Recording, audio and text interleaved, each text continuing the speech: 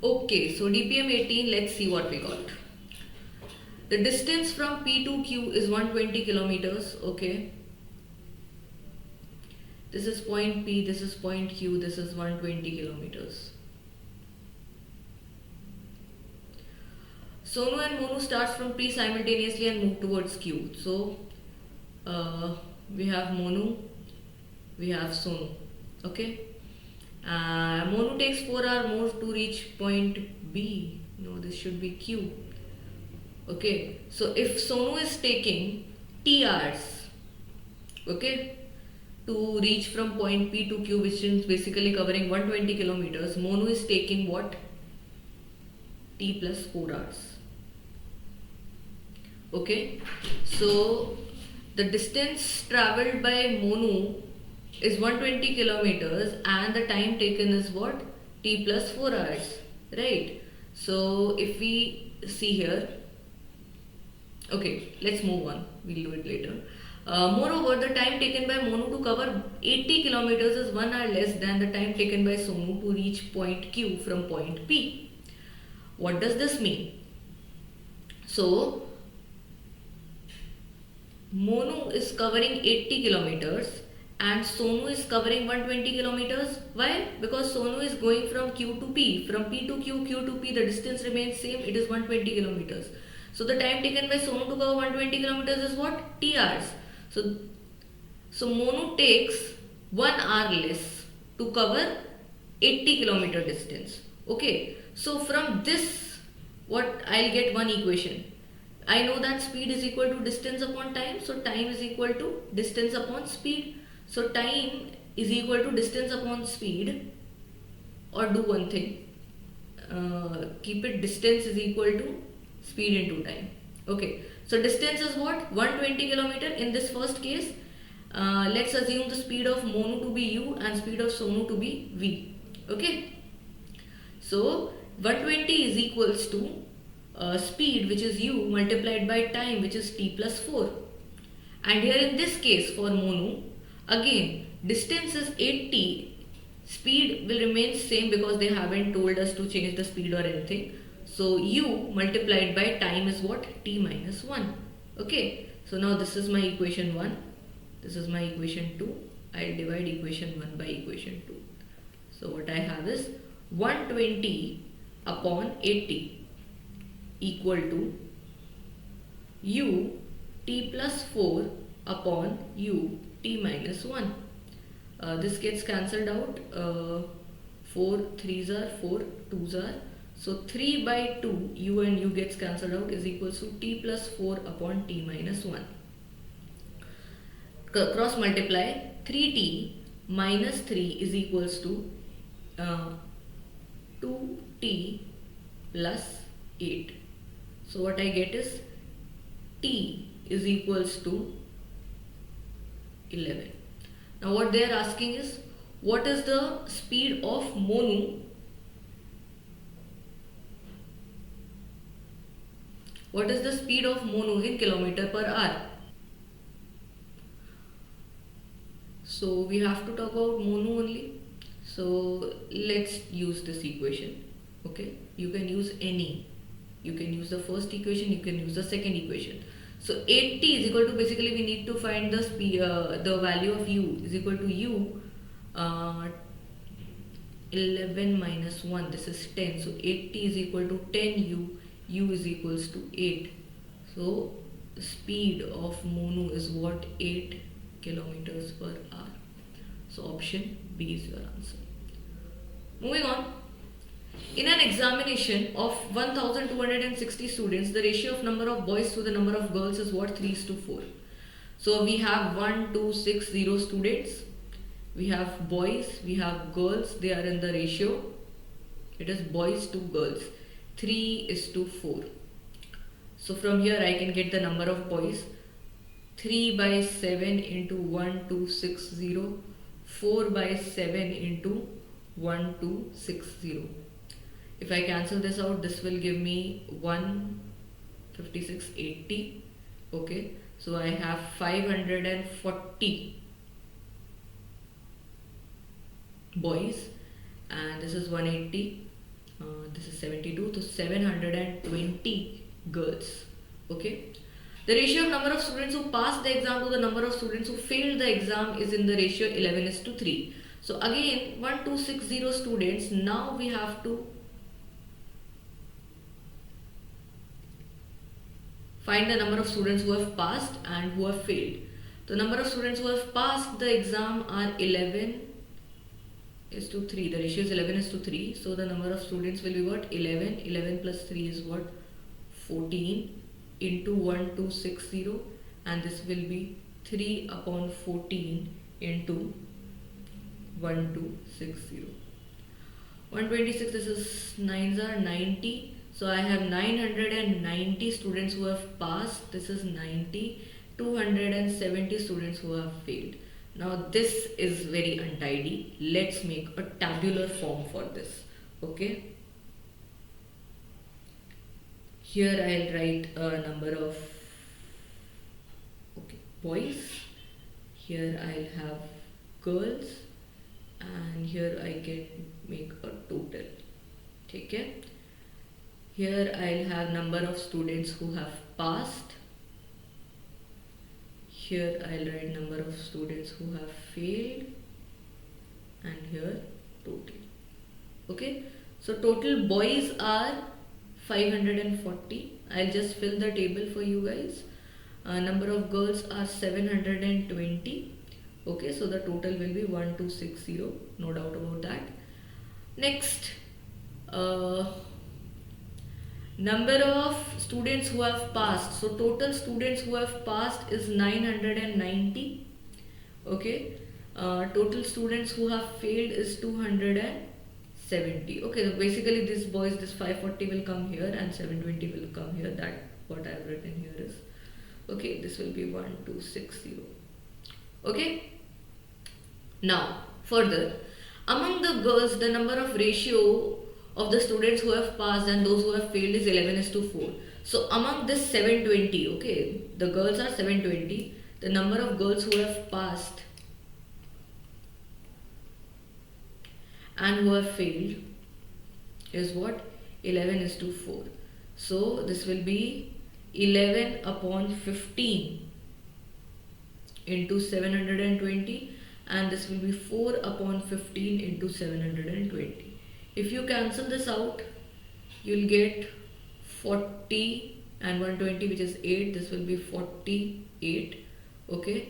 If you multiply this 48 into 11, you are gonna get 528, and 720 minus 528 will give me 192. So see, so number of girls, this is number of girls. Number of girls who have passed is 528. So number of girls who have passed is 528. Number of girls who have failed is 192. So now to fill these two cells. Now number of boys who have failed. All you need to do is total number of students who have failed, which is 270. So 270 minus 192, you will get the answer. Okay, and 990 have passed and you have to subtract 528. Okay, so now what they are asking is find the number of boys who have passed. So 990 minus 528, this will be 2, and this will be 4, 6. 462 students, 462 boys have passed. So 462. Okay, so this is your answer. Next, Anil buys some items at rupees 60 per item. Okay, so the cost price of one article is rupees 60. Due to demand supply issue, Anil sells the first article at 6, so SP, then the second at 12, okay, third at 18, and so on. So if you observe this, this is an AP, right, with the first term 6 and the common difference also 6. Done? And so on. After selling the articles, Anil will make an overall profit of After selling how many articles will Anil make an overall profit of 40%? So now we don't know the number of articles. This question is a very beautiful blend of arithmetic and algebra. Okay, so I have profit and loss as well as I have sequence and series, right? So let's say Anil bought n articles. Okay, so the cost price of n articles will be what? 60n, right? And the selling price of n articles according to 40% profit will be what? 1.4 CP, right? Again, the multiplying factor for 40% profit, 1 plus 0.4, 1.4. This will be what? 1.4 into 60n. Okay, so this gets removed. This is 24, 1 for the 4, 84n. So 84n is your selling price, right? Of what? N articles to obtain what? 40% profit. Now all we need to do is calculate the value of n. So now we will use the formula of sum of terms, because SP of n articles is what? 6 plus 12 plus 18 plus dot dot dot, I don't know till when, right? So the value of SPN is what? 84n. Now if you guys remember, sum of n terms of an AP is what? N by 2 2a plus n minus 1 into d. Okay, so that's what we are gonna do here. N by 2, 2, a is what? The first term is what? 6 plus n minus 1 into d. Common difference is what? Also 6. Okay, so let's solve this. 84n is equals to n by 2 12 plus 6n minus 6. 84n equal to n by 2 12 minus 6, 6 plus 6n. Now if you take 2 common, 84n equal to n by 2. If you are taking 2 common, this will become 3 plus 3n. This gets cancelled out. So what we have is, you can also bring out 3 common, huh? Yes, do that, it will be very easy then. 84n equal to 3n, n plus 1. So this gets cancelled out. 3 2s are 6, 24, this will be 8. Okay. So now what I have is 28n is equals to n square plus n. Right. So all I need to do is solve this equation.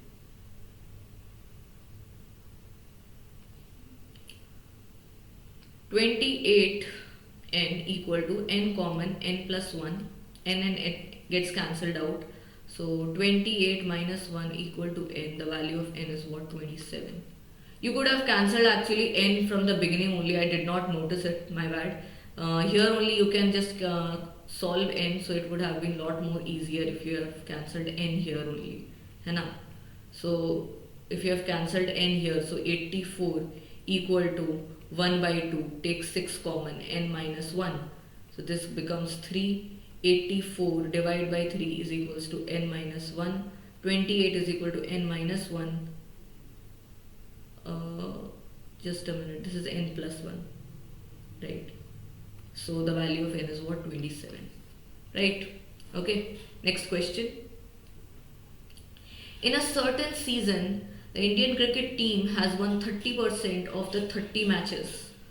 So, okay, they played. If the team wanted an overall success rate of 70%, find the minimum number of matches they should have played to achieve this goal. Okay. So, the team has won 30 matches, team has played 30 matches and they want an overall success of 70%. Okay. So 30 matches, let's say they are playing n matches more. From this they want to win 70% of the matches, which means 70 by 100. This gets cancelled out. If I multiply 7 by 10 inside, this will be 30 multiplied by 7 by 10 plus 7n by 10. So this becomes 21 plus 7n by 10. Okay. So minimum these many matches they will have to play to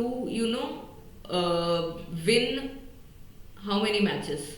70% of the matches, right? So minimum there should be 30 plus n matches so that they could win at least 70% of those matches. So basically we need to find the minimum value of n. So now as we can see that we have 10 in the denominator, we need to have the value of n as what? Multiple of 10, right? So the minimum value of n can be what? 10 only. Okay, so if the value of n is 10, then 21 plus 7 gives me 28. But this answer will be wrong. Why? Because they are already played 30 matches. Okay, so basically we need the value of n to be more than that, right? So I'll take the value of n as 20. So if the value of n is 20, then the number of matches will be what? 21 plus 7 into 20 by 10, which is 21 plus 14, which gives me 35. So they need to play 35 matches, which means 5 matches more to get an overall success rate of 70%. Next question. Geeta and Sita are rowing on two boats towards each other from point A and B respectively. If they row in still water, they will meet at a point which is twice the distance of A as it is from B. Let's draw a diagram for this. We have 2 points A and B. They meet at a point if they are rowing in still water. Okay, so Geeta is, let's assume Geeta is here and Sita is here. The speed of Geeta we will take G, Sita will take S. Okay, Geeta is moving this way, Sita is moving this way. So they are meeting at a point at a distance which is twice as distant from A. So this is 2x, this is x, the total distance between these 2 points will be 3x, right? So they are meeting this way. If the stream is flowing at 10 kilometers per hour, they will meet in 2 hours. Now they haven't mentioned that in which direction is the stream moving. So we'll assume that the stream is moving from A to B. Okay, so the stream is moving from A to B at 10 kilometers per hour, right? What is the time taken to meet when they meet in still water? Okay, done. So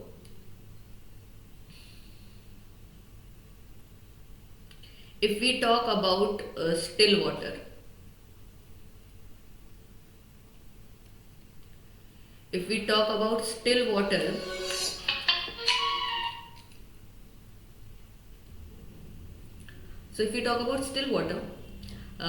the time of meet. So if they are meeting, the time taken by both of them will be equal, right? So time taken by Geeta will be what?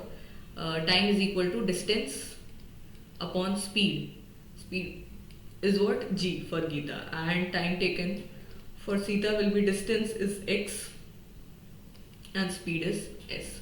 So if we divide these two equations, equation 1 and equation 2, what we'll get is T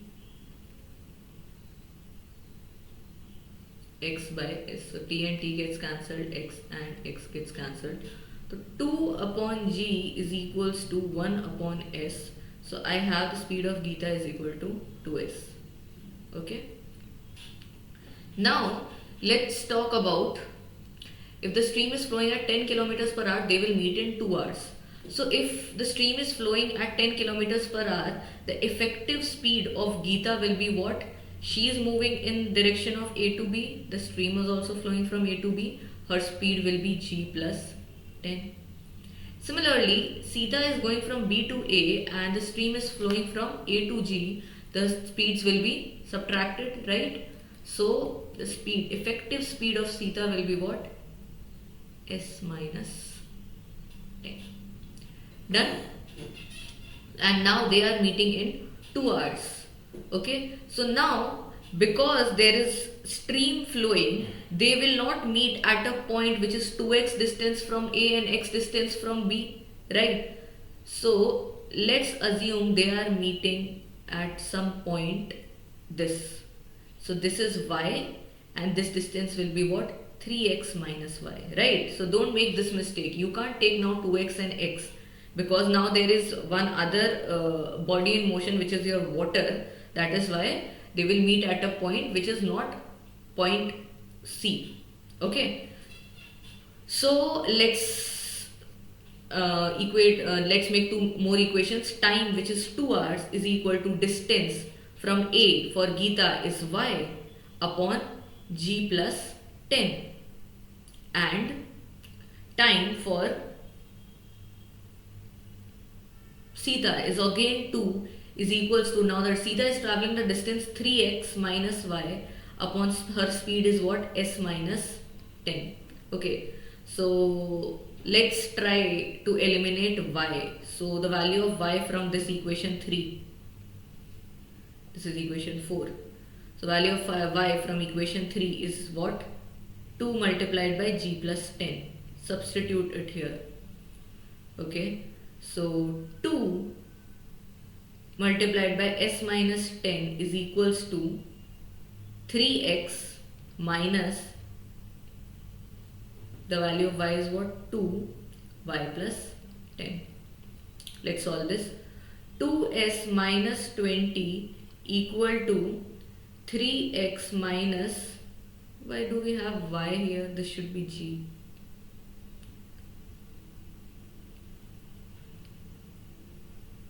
Okay, minus 2g minus 20. Okay, so minus 20 and minus 20 gets cancelled out.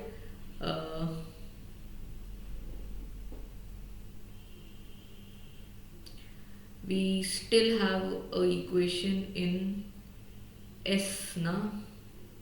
Okay, so we have the value of g as 2s. So let's substitute the value of g as 2s here. So 2s equal to what they are asking, what is the time taken to meet when they are in still water. So basically we need to find this, right? X upon s. Either you find t is equal to x upon s, or you find t is equal to 2x upon g. So let's bring this whole equation in terms of x and s. We can do that very easily. Why? Because I know the value of g in terms of s, which is what? 2s, right? So 2s is equals to 3x minus 2 multiplied by 2s. So 2s is equals to 3x minus 4s. 6s is equal to 3x.